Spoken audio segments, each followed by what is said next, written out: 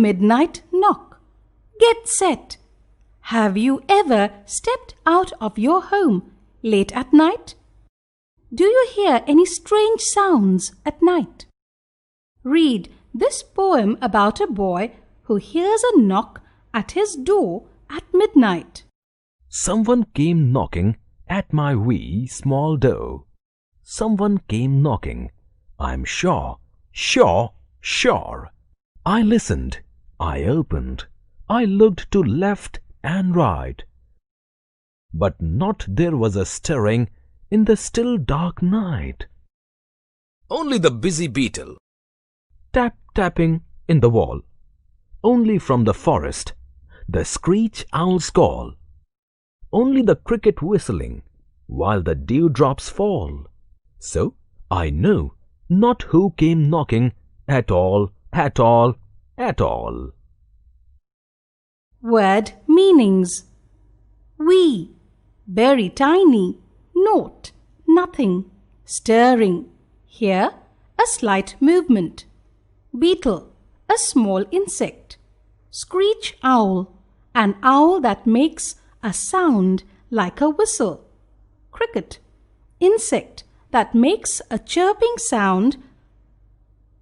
Whistling, here, to producing a sharp, shrill sound by moving very fast. Dewdrops, small drops of water that are formed on plants and grass at night. Purry can't sleep. Get set. What a comfort we get when we lie in our bed at night after so much work. But what then if you do not get a comfortable bed to sleep? Read about Purry, who does not like her bed and wants to find a more comfortable place to sleep. Purry lay in her bed, but she could not fall asleep. She felt uncomfortable. The bed seemed hard and the pillow felt big and bulky. She kicked off her blanket. "Sleeping is so dull," she cried, and tiptoed out of the house into the garden.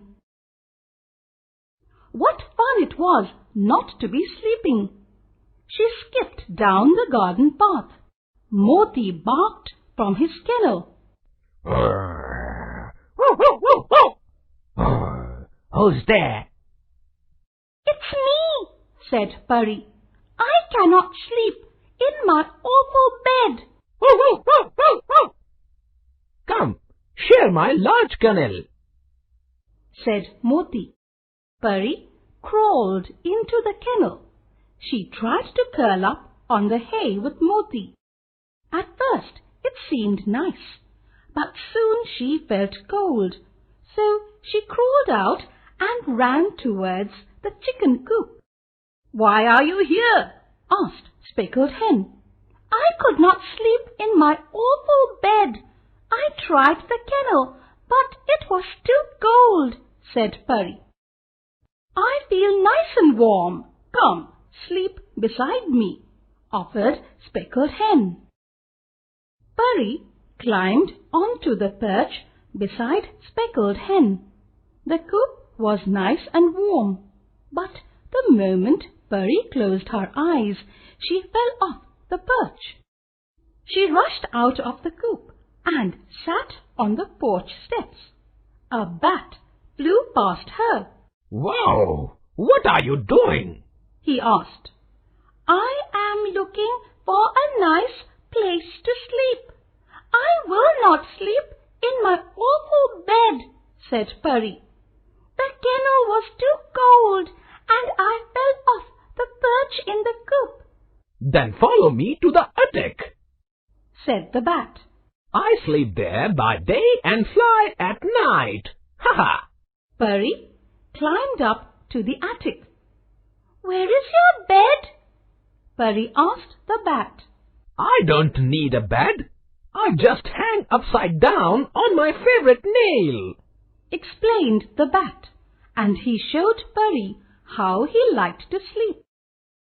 "Thank you for your offer," said Purry, "but I can't do that." So Peri climbed down the stairs. She crept into her room and lay down on her bed. Now her bed felt comfortable.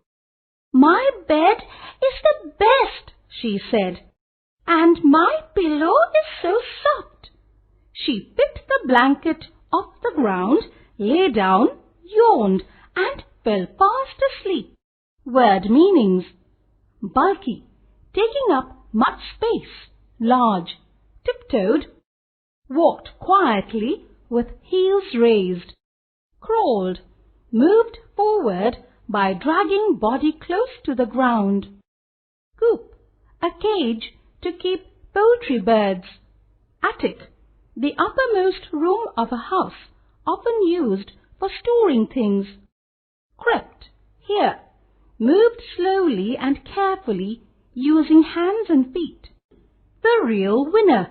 Get set. Do you like to run and play games? Do you enjoy taking part in races? Sports are a great way to make new friends and have fun. They also keep you healthy. Here is a story of two bumblebees that decide to have a flying race. It was the day of the fly race for the bumblebee kids. Himunk was very excited. He had been busy organizing it for weeks, but soon, one by one, the competitors dropped out of the race. So Himunk had to try hard to find somebody who would take part in the race. Just then, Priya appeared, pulling Mayank along by the hand. They were going to watch the race. Mayank was very shy and quiet. Himunk flew over to them. He told them sadly, "The race is cancelled.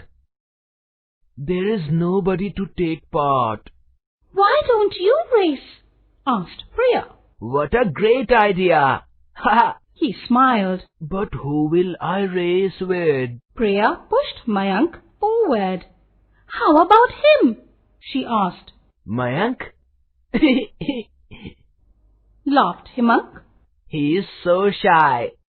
But then Himunk thought to himself, Against Mayank, I'll easily be the winner. He made up his mind. "Come on, Mayank. He said, You are in the race. All you have to do explained Himunk at the starting line. is to fly as fast as you can. Don't stop for anything. The one who comes first at the finishing line is the winner." The race began. Himunk shot off at a fantastic speed. Mayank set off slowly after Himunk. "Mayank will never catch me," laughed Himunk. "I'll reach the finishing line in no time at all." All of a sudden, thwack! He flew straight into a sticky spider's web. No matter how hard he tried, he could not get himself free. He dangled there from the spider's web with no one to help. Then he saw Mayank. "Help! Cried Himunk.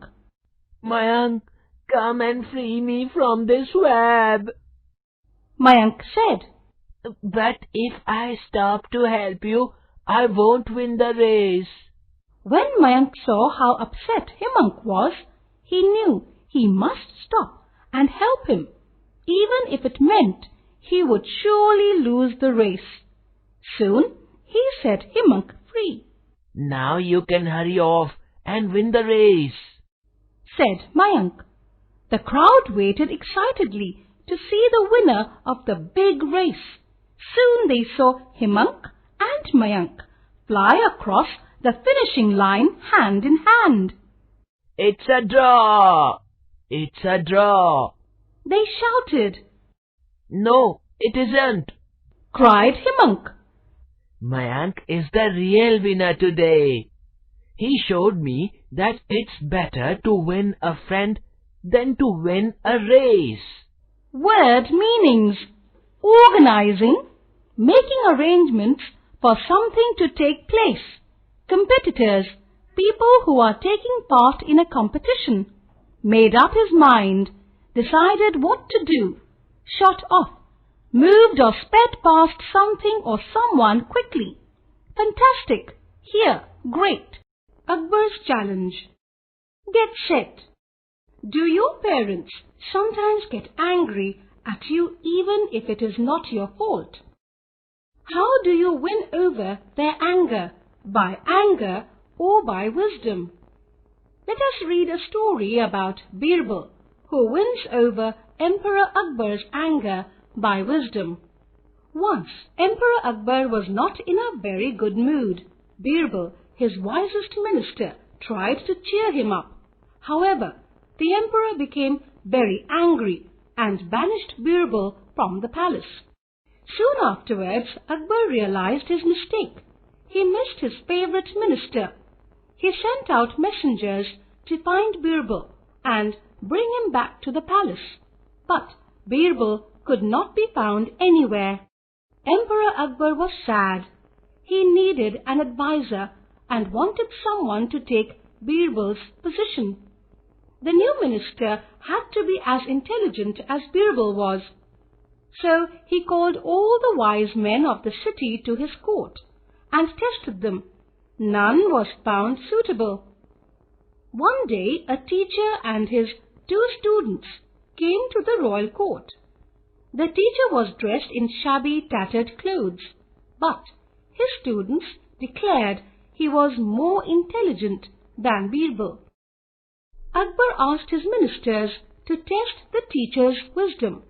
The teacher accepted the challenge and said, I do not claim to be wise.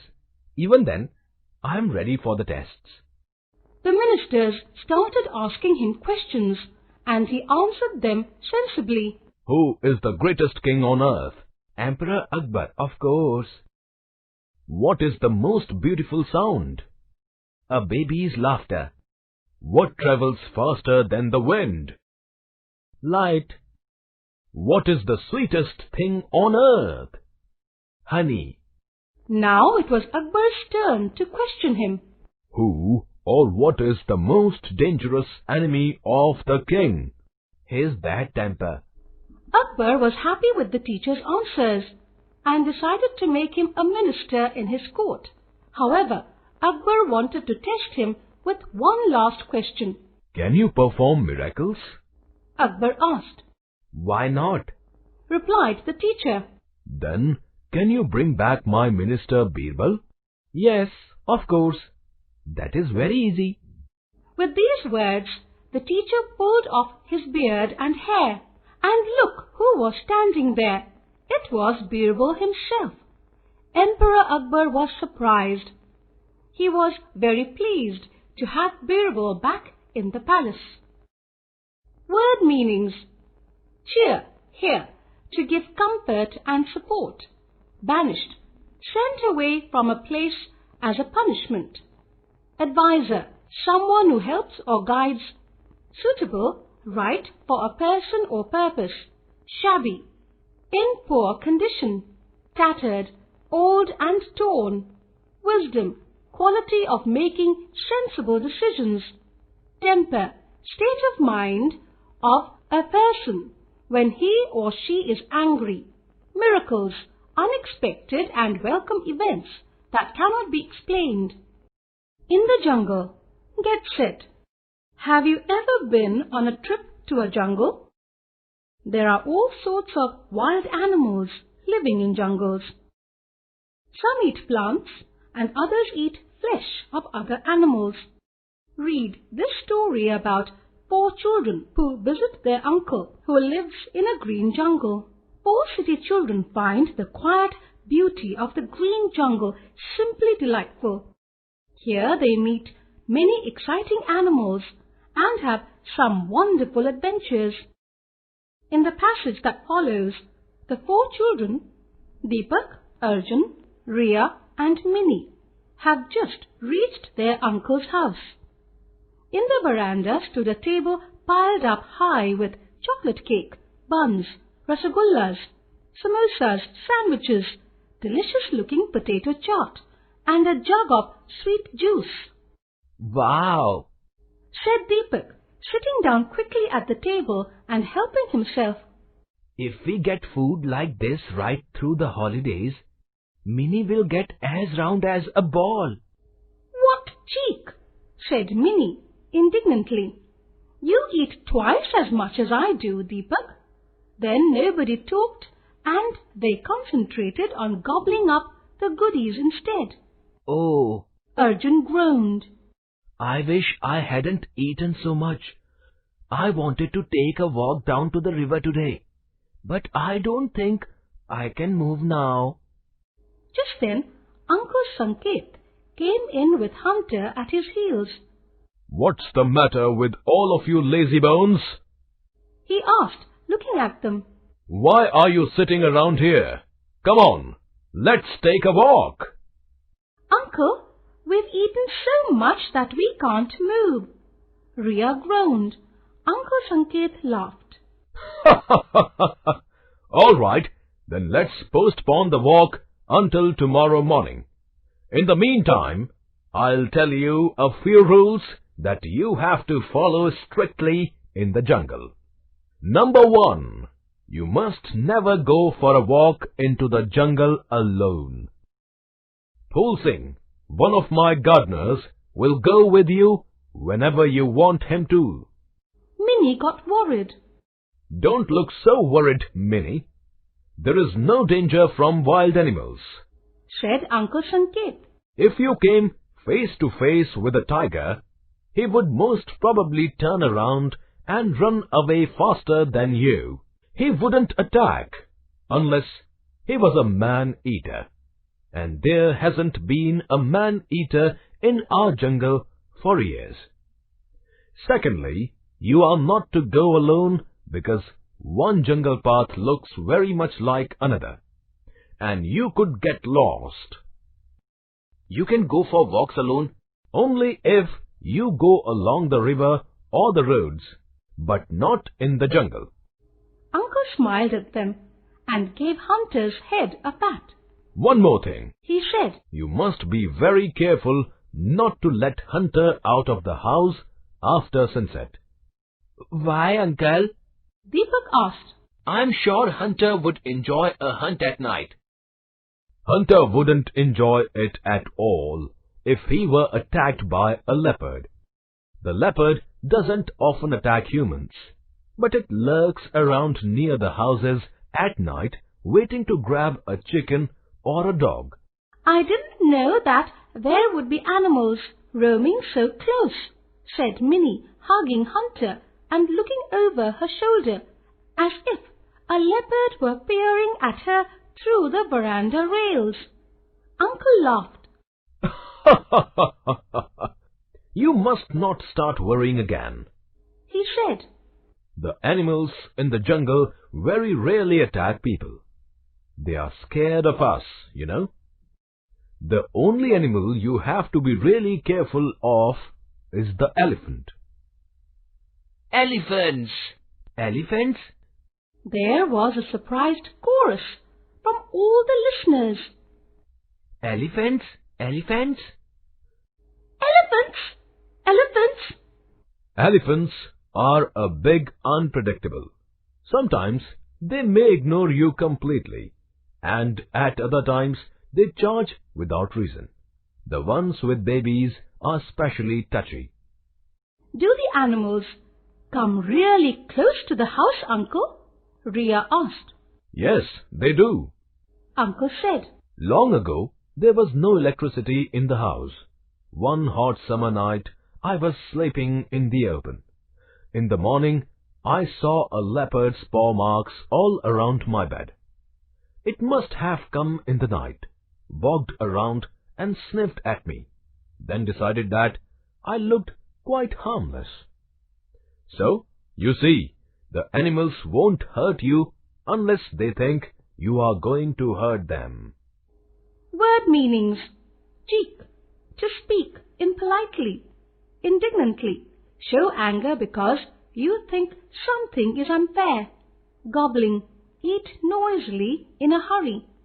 postpone, delay something for a later time.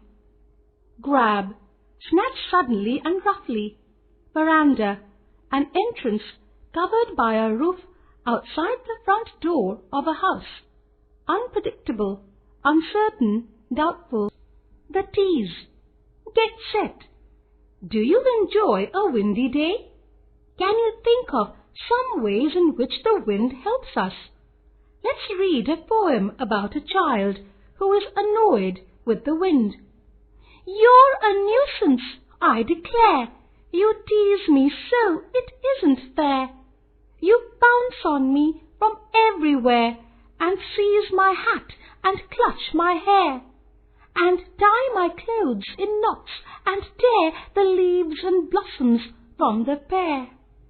I wish that I could set a snare to catch you, but I wouldn't dare. For though you tease me, I declare, O wind, if you were never there, I don't think I could manage quite to sail my boat or fly my kite.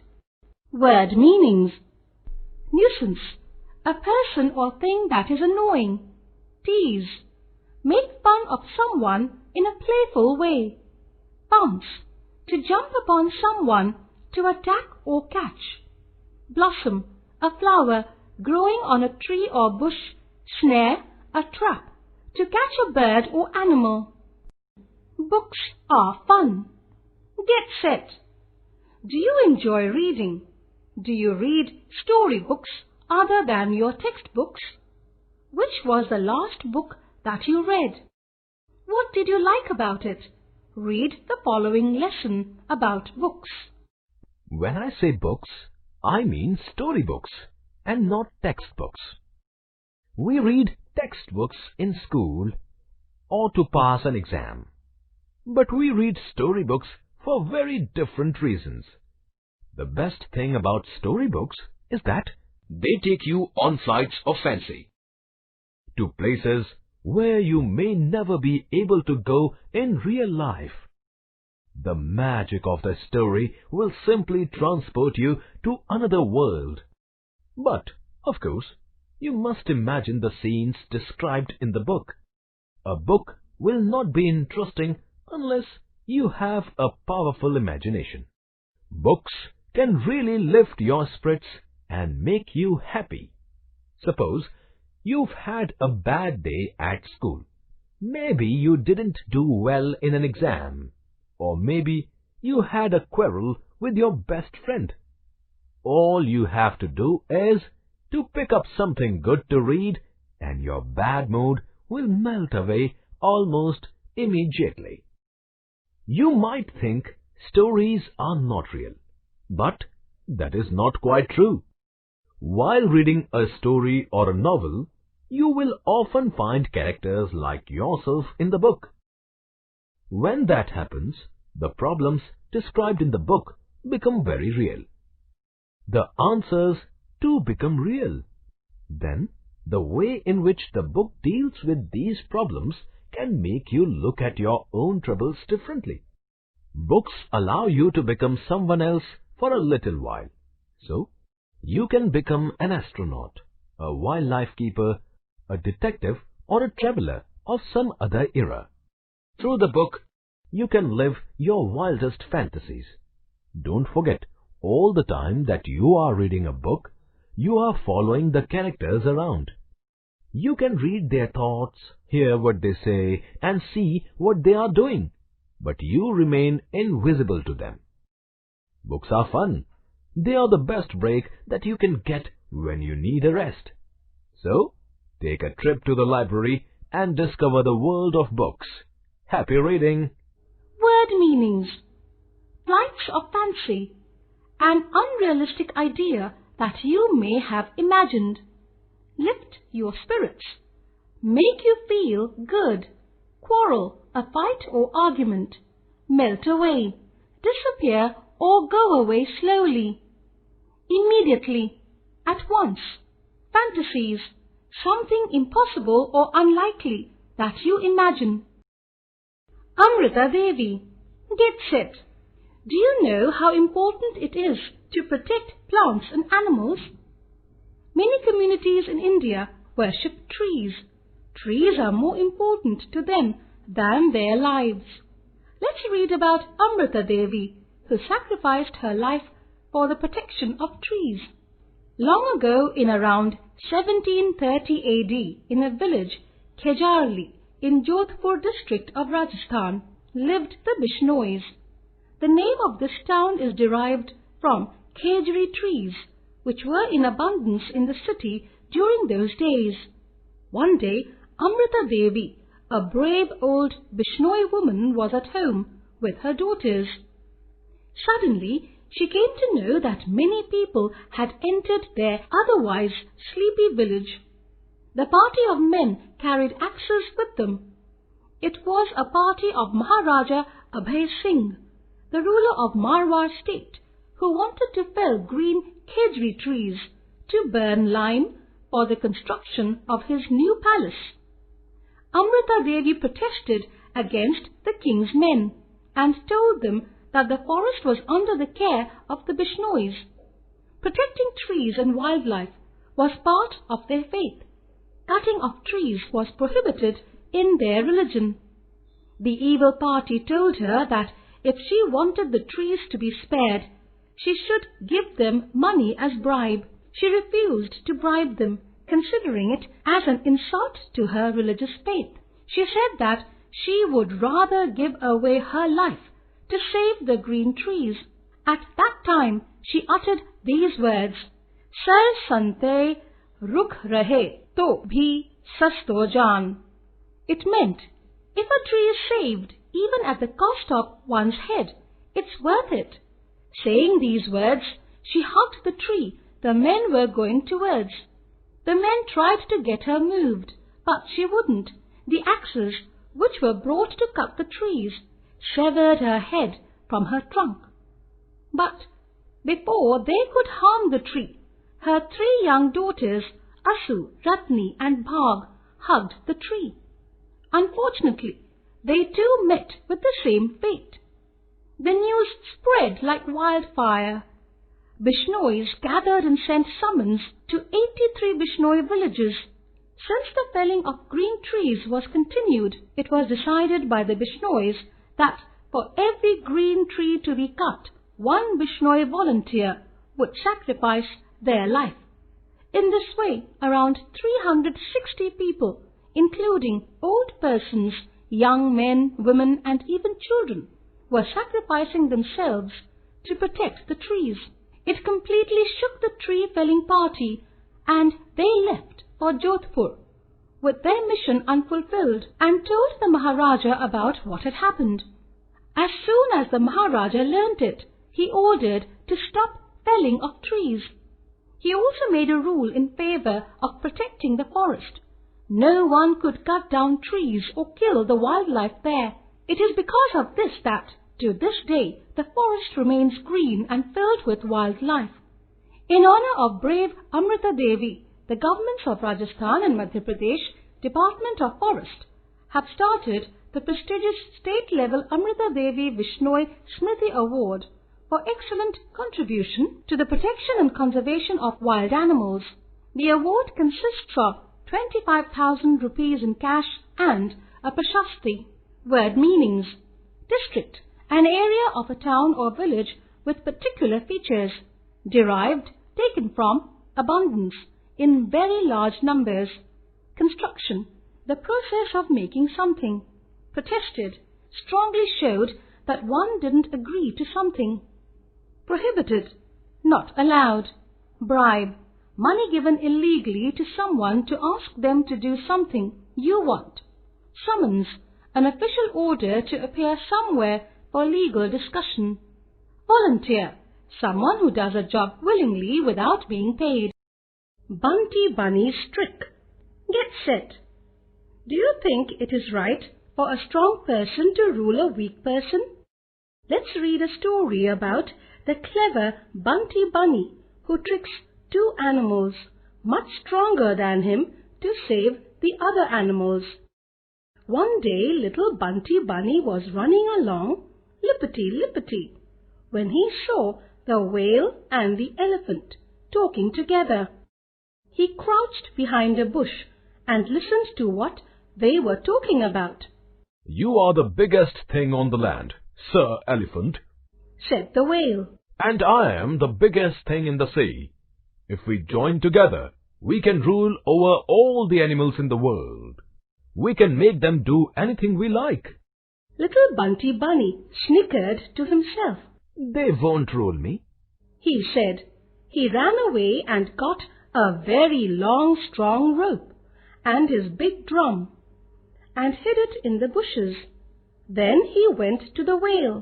"Oh, please, Mr. Whale, He said, my cow is stuck in the mud, and I can't pull her out. But you are so strong, please help me." the whale was so pleased with the compliment that he said, "Yes, at once. Bunty Bunny said, I will tie this end of my long rope to you, and the other round to my cow. When I am ready, I will beat my big drum. When you hear that, pull very, very hard, for the cow is stuck very deep in the mud. I'll pull her out, grunted the whale. even if she is stuck to the horns." Bunty Bunny tied the rope to the whale and ran off, lippity-lippity, till he came to the elephant. "Oh, please, kind and mighty elephant, He said, making a very low bow. my cow is stuck in the mud. If you will please help me." "Certainly." Said the elephant grandly. "Then Said little Bunty Bunny. I will tie one end of this long rope to your body and the other to my cow. As soon as I have tied her tightly, I will beat my big drum. Pull as hard as you can, for my cow is very heavy." "Never fear," Said the elephant. "I can pull 20 cows together at once." "I'm sure you can." Said Bunty Bunny politely. "Only be sure to begin gently and pull harder and harder till you get her." Then he tied the rope tightly round the elephant's body and ran into the bushes. There he sat and beat the big drum. The whale and the elephant began to pull together, and the rope tightened till it was stretched as hard as it could be. "This is a remarkably heavy cow," said the elephant, and he gave a tremendous pull. "Dear me, Said the whale, that cow must be stuck mighty tight." and he drove his tail deep in the water and gave a marvelous pull. The elephant pulled even harder. Pretty soon the whale found himself sliding towards the land. He was so provoked that he dived head first down to the bottom of the sea. The elephant was jerked off his feet and came slipping and sliding to the beach and into the surf. He was terribly angry, braced himself with all his might, and pulled his best. At the jerk, up came the whale out of the water. "Who is pulling me? Spouted the whale, Who is pulling me?" trumpeted the elephant, and then each saw the rope in the other's hold. "I'll teach you to play cow. Roared the elephant, I'll show you how to fool me." fumed the whale, and they began to pull again, but this time the rope broke. The whale turned a somersault, and the elephant fell over backwards. After that, neither would speak to the other, so that broke up the bargain between them. And little Bunty Bunny sat in the bushes and laughed and laughed and laughed. Word meanings: crouched, sit on the knees, bending down. Snickered, laughed quietly.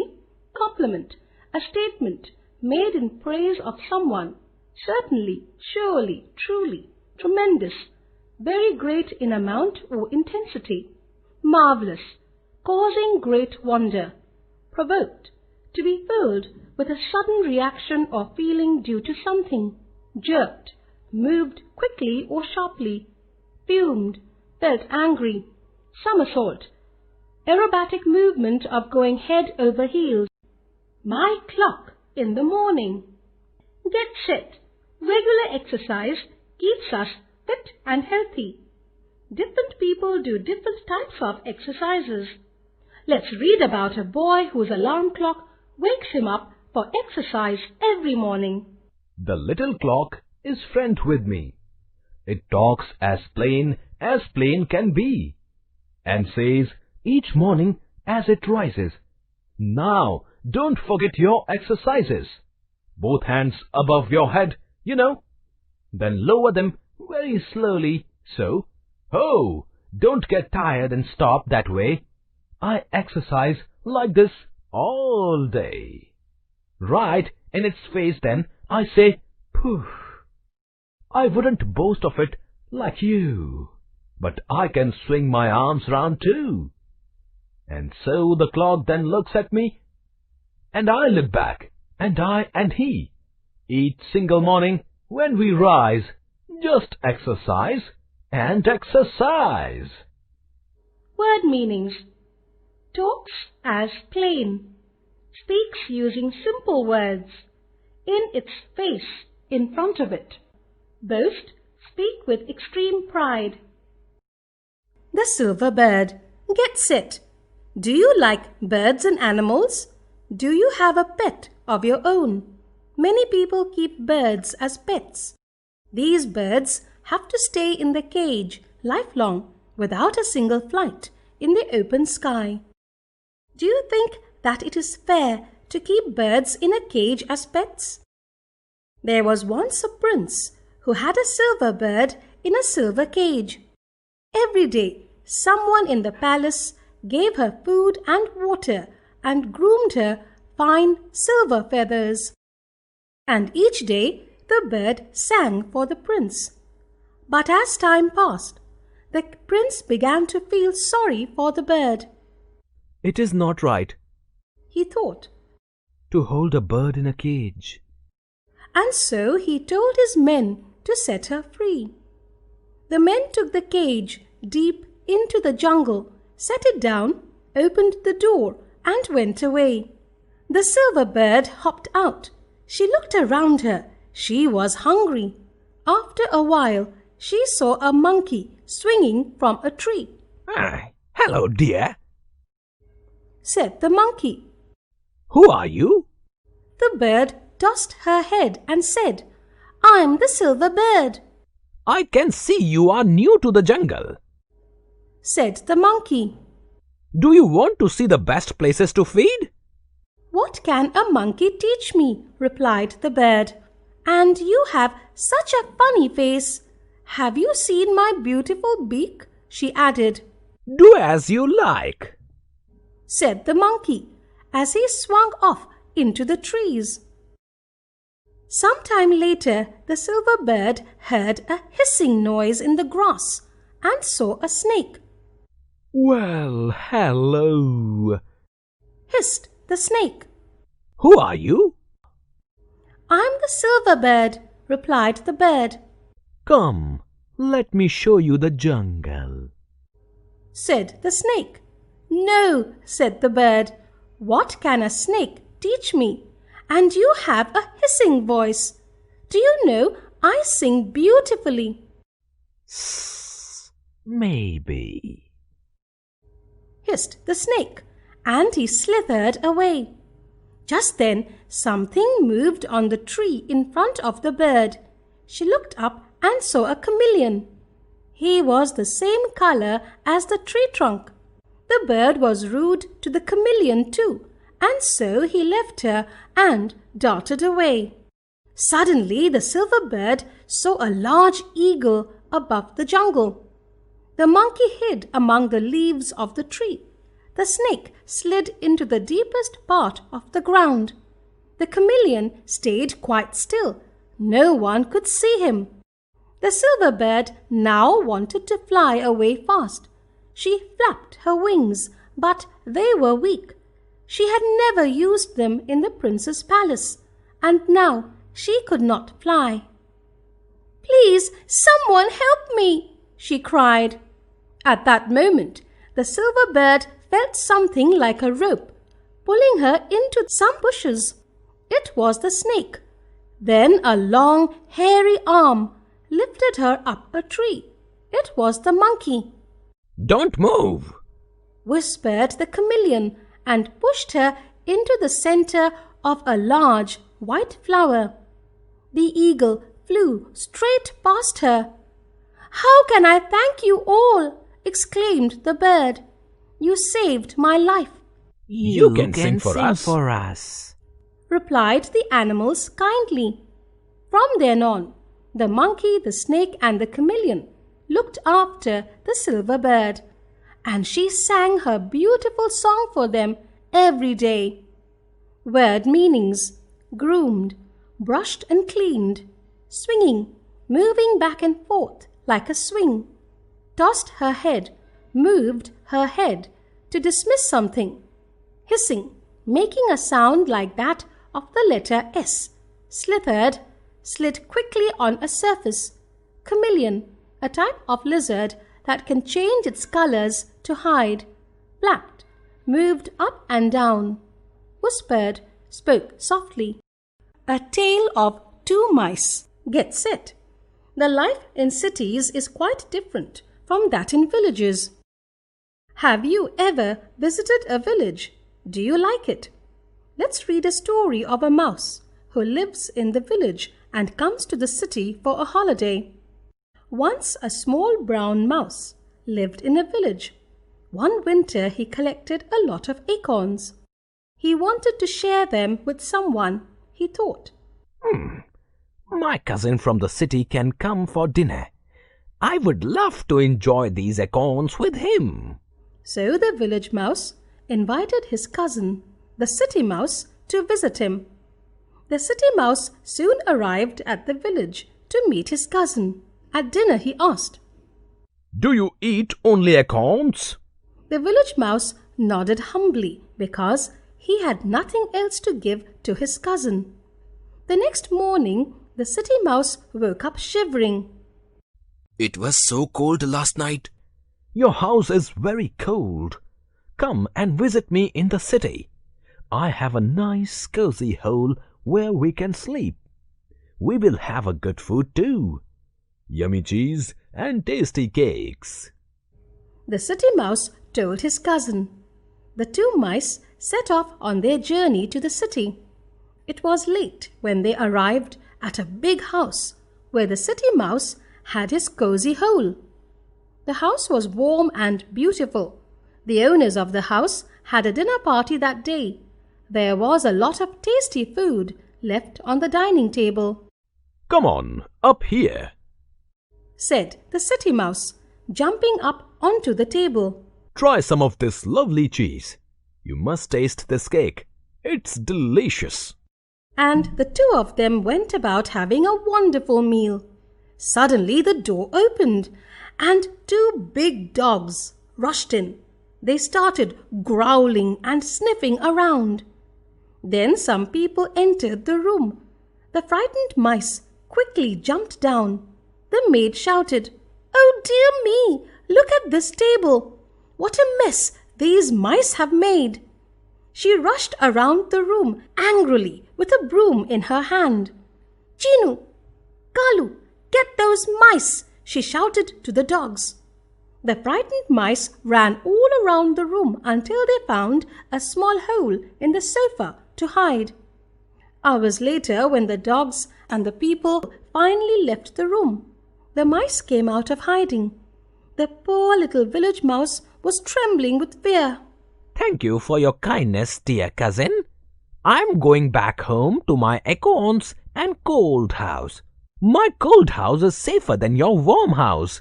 My acorns are better than your grand food. In my small, cold house, I sleep and eat in peace and comfort. Goodbye.